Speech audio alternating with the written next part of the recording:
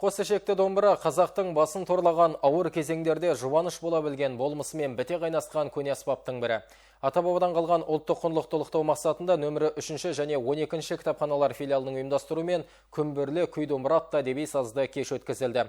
Төл өнерді төрге өрлеткен шара туралы тілші тарқатады.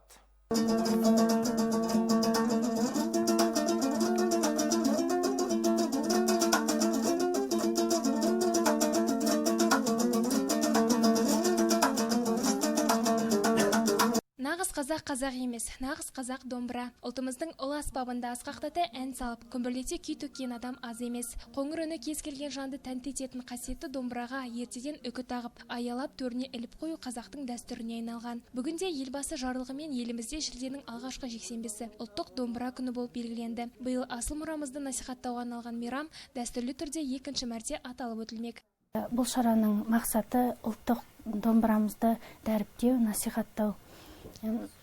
Белгілі ақын Мұқағали Мақатаев өзінің жырларында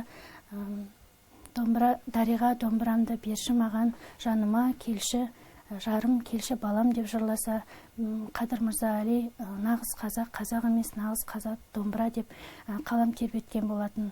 Ұлттық құндылығымызды, домбырамызды ұлықтап дәріптеп жүрейік. Қазақтың қасиетті қара домбырасын серік еткен Әсет Шаймарданов Алматы энергетика және байланыс университетінің 2-ші курс студенті. Қашадайынан қасиетті қара домбыраның қасиетін ұғынып, күй додаларында замандастарынан оқ бойы озық шығып жүрген Әсет түрлі республикалық халықаралық конкурстардың жүлдегері. Алматы энергетика және байланыс университетінің 2-ші курс студентімін.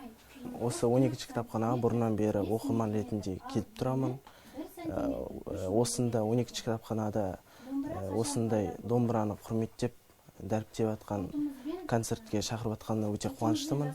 Домбыра мен өзім қатысқаныма 7 жылдай болды.